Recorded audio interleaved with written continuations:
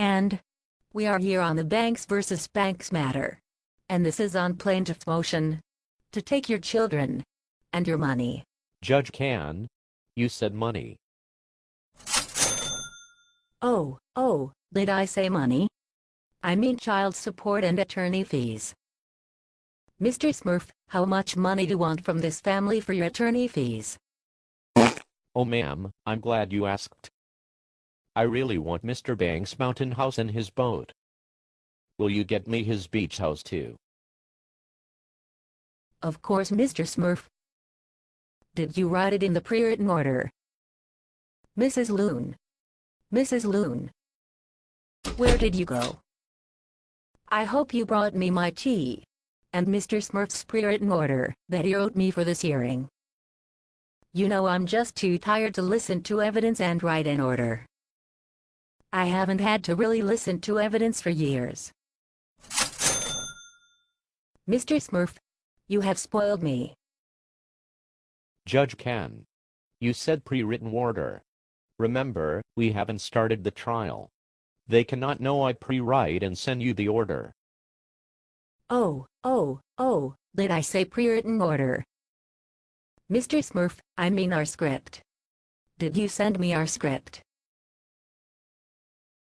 How will I know when you want me to stop the defendant's time? You know I do not like to waste time hearing the defendant's evidence. Your Honor, can we just submit the order without them here?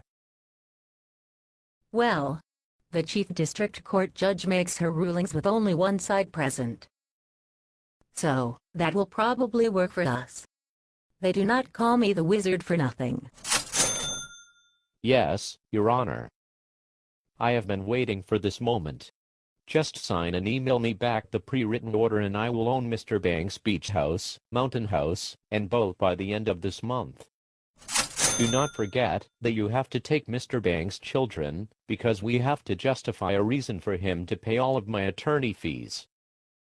Just between you and me. My client, Mrs. Banks, is a nut. I have to write the mother a script so that she will remember her own name. We cannot expect the nut to pay her own inflated attorney fees. It is not the first time we have given children to the parent that is actually the nut. Oh well, the children should be old enough to feed themselves in a few years. So don't waste the court's time talking to me about the kids. Don't forget the plan. If we use the children as bait, we can keep Mr. Banks coming back for years. Well, you know, I do not have to worry about him getting angry at us. There are two things you should know. Number one, we can always hide behind our county's local rules and ignore the U.S. Constitution. Number two, if the local rules fail, I'm packing heat to cover my own ass.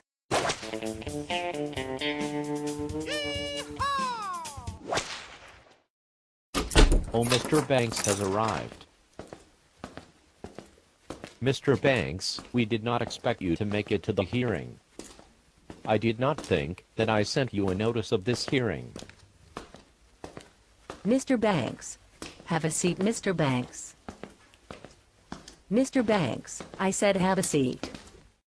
I do not need to hear testimony from you, or any witnesses you brought to testify. Because this court is ample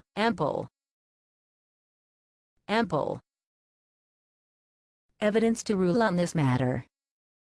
I'm ready to read my order. Listen carefully. Although I truly believe that the mother is a nut, through the eyes of this court she is a wonderful mother and worthy of full legal and physical custody. Mr. Banks, I do not know anything about you, but the court believes wholeheartedly all of the lies, stories, and fantasies written in this order. Therefore, you will never be allowed to see your children again. And do not ever ask me why. Mr. Banks, before you leave, you must give Mr. Smurf your keys to your mountain house, your keys to your boat, and your keys to your beach house. Mr. Banks. Mr. Banks, are you seriously trying to object in my courtroom? It sounds like Mr. Banks will need a court-appointed therapist. His defiant reaction in this court also means that he will need to commit to a lot of time, counseling, and money to get to the point of believing my order. This may take a long time, and a lot of money.